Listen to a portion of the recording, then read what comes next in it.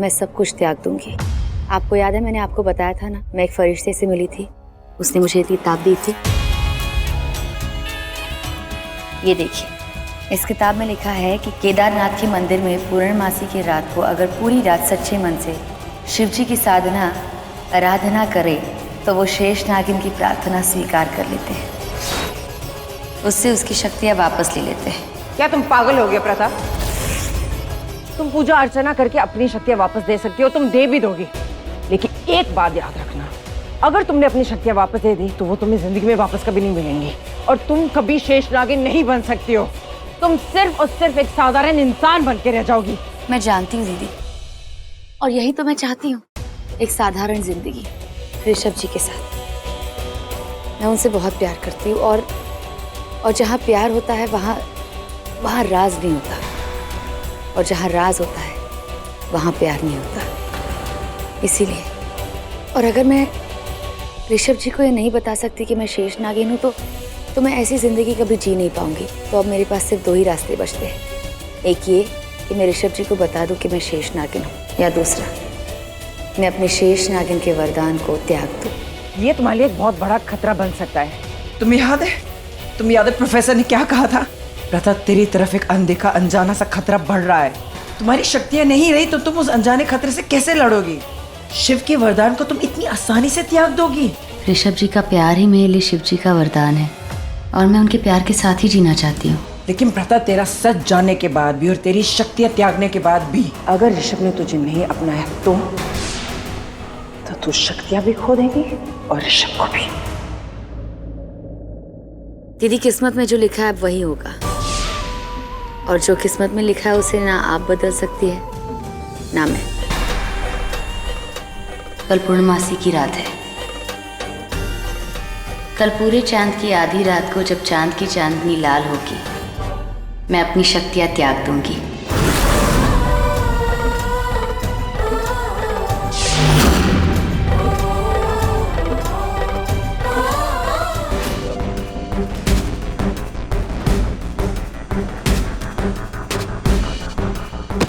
अरे बेटा, क्या हुआ? सब ठीक तो है? हाँ, अच्छा सुनो ना।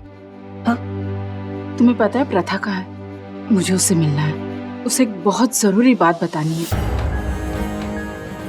चंद्रमा को ऐसी भी कौन सी जरूरी बात करनी है प्रथा से? अच्छा, क्या बात? वैसे तो प्रथा ने सारी मुसीबतों को दूर कर दिया, असुरों को भी मार दिया, लेकिन एक चीज अभी भी बाकी है, और उसके बारे में उसका जानना बहुत जरूरी है। कैसे? किसके बारे में? ऋषभ के जन्म के बारे में।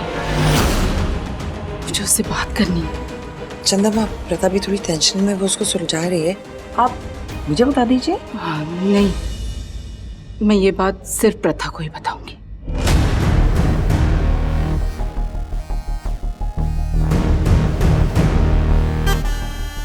ऋषभ के जन्म के बारे में ऐसी कौन सी बात है जो चंद्रमा सिर्फ प्रथा को बताना चाहती है? पर क्यों?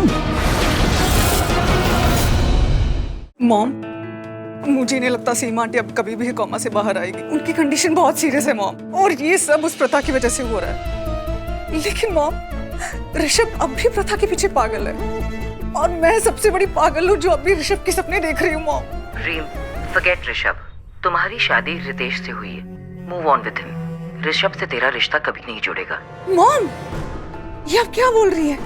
आपको पता है ना मैंने क्या क्या खिलवाड़ किया अपनी जिंदगी के साथ ऋषभ के लिए, और ये सब मॉम ये प्रथा की वजह से हो रहा है, और प्रथा ने मेरी लाइफ बर्बाद कर रखी है mom. I am just praying कि भगवान उसकी लाइफ भी ऐसे ही बर्बाद कर दे जैसे उसने मेरी लाइफ बर्बाद की है मॉम। आई जस्ट विश एक दिन ऐसे आए जब ऋषभ उससे इतनी नफरत करने लगे कि उस नफरत की आग में वो जल जाए। खबरदार, अगर मेरी बहन के बारे में ऐसा सोचा भी तो जुबान खींच लूंगी तुम्हारी।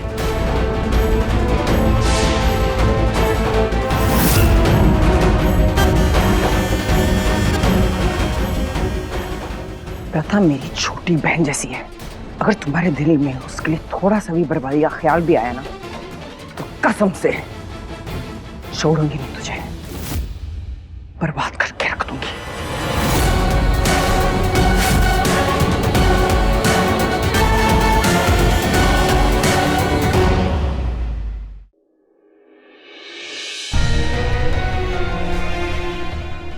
कल मैं अपनी शक्तियाँ त्याग दूंगी। हे शिव जी वरदान दो कि उसके बाद ऋषभ मुझे अपनी जिंदगी में अपने साथ रखे, मुझे मेरा प्यार मिले।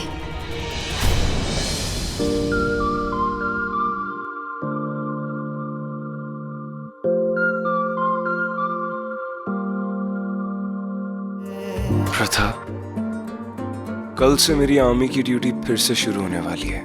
उसके बाद दिन रात बस काम काम।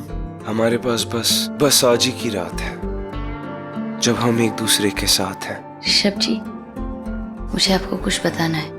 क्या बताना है? कल पूर्णमासी की लाल चांद की रात है और ये रात 100 साल में एक बार आती है। कल के चांद की चांदनी लाल होगी और कल रात मैं कुछ बहुत बड़ा करने जा रही हूँ। क्या करने जा रही हो? और करने से पहले मुझे आपको बताना है। क्या बताना है? मेरी जिंदगी का सबसे बड़ा सच। तो बताओ।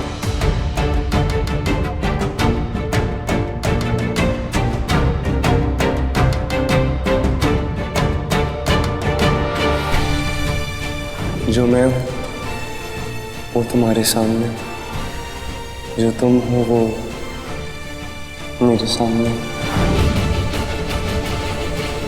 ऋषभ जी का प्यार ही मेरे लिए शिव जी का वरदान है और मैं उनके प्यार के साथ ही जीना चाहती हूँ।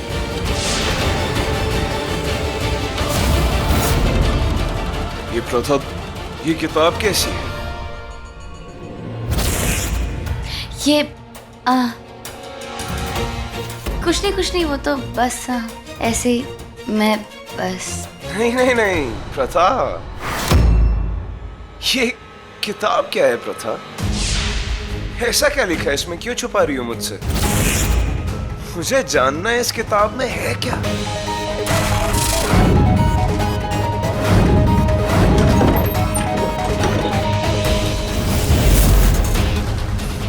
ये प्रथा तो इसी कमरे की तरफ आई थी, तो एकदम से कहां गायब हो गई? उस दिन जब मैं तुम्हारे पीछे आया था, तुम कमरे में आई थी, उस दिन भी तुम एकदम से गायब हो गई थी। कहां चली गई थी तुम? और वो कलश जिसके पीछे सीमा माँ पड़ी थी, उसके बारे में भी तुम जानती थी?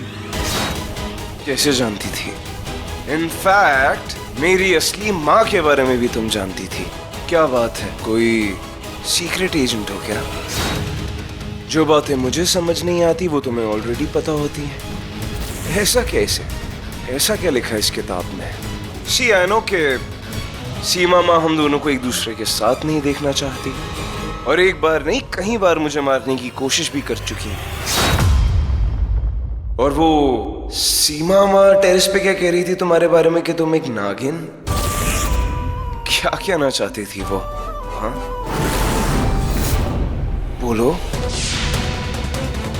बोलो प्रथा, ऐसी क्या बात थी जो सीमा माँ मुझे बताना चाहती थी? क्या कहना चाहती थी वो? ऋषभ जी, मैं आपको सब कुछ सच बता दूंगी, बस मुझे थोड़ा सा वक्त दे दीजिए। देखो, तुम्हारा सारा सच मुझे ऑलरेडी पता है प्रथा। अब तुम अपने मुंह से बता दो या तो फिर मैं। ऋषभ जी, मेरा कोई सच नहीं है, और जो है उसे बस बहुत जल्द मैं बदलने वाली हूँ।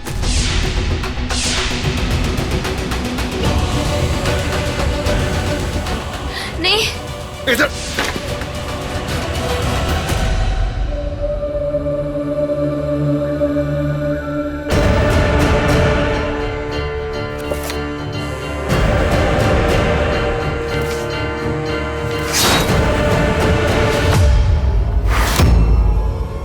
शेष नागिन का जीवन।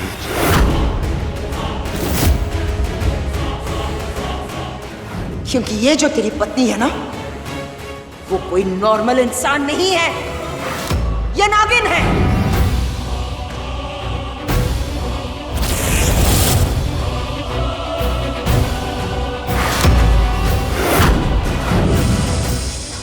ये मैंने क्या देखा? सांप की पूंछ।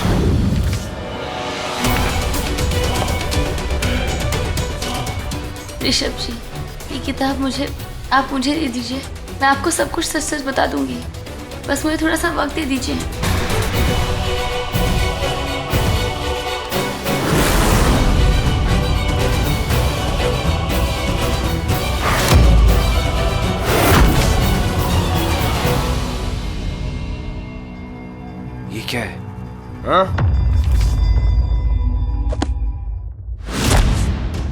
अब सच सच बताओ, कौन हो तुम?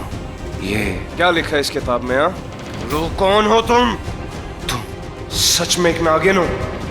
इतने वक्त से तुम मुझे धोखा दे रही थी, झूठ बोल रही थी मुझसे। हाँ, कौन हो तुम? प्रथा, अगर तुमने मुझे एक पल के लिए भी प्यार किया, तुम्हें मेरी कसम, सच सच बताओ, ये कौन हो तुम?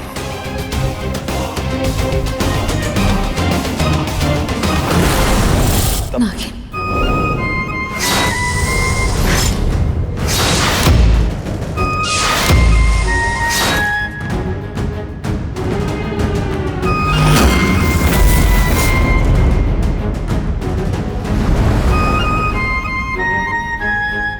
शेष नागिन।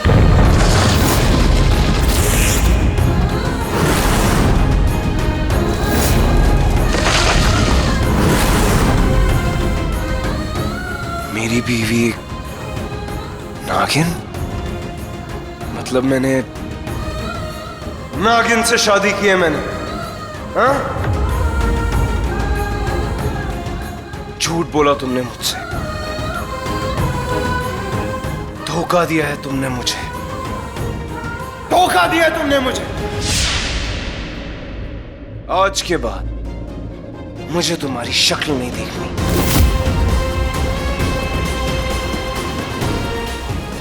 You understand?